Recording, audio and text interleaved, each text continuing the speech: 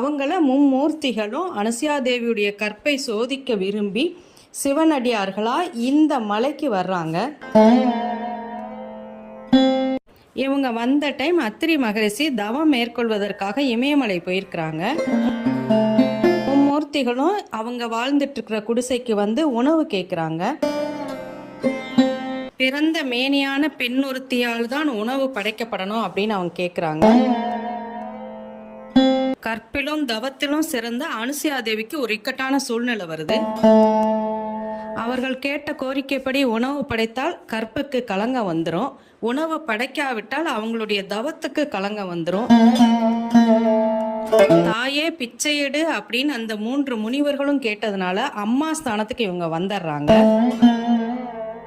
தன்னுடைய தவ வலிமையால வந்திருக்கிறது யாரு அப்படின்னு புரிஞ்சுக்கிட்ட அனுசுயா தேவி தன்னுடைய கணவர் இமயமலைக்கு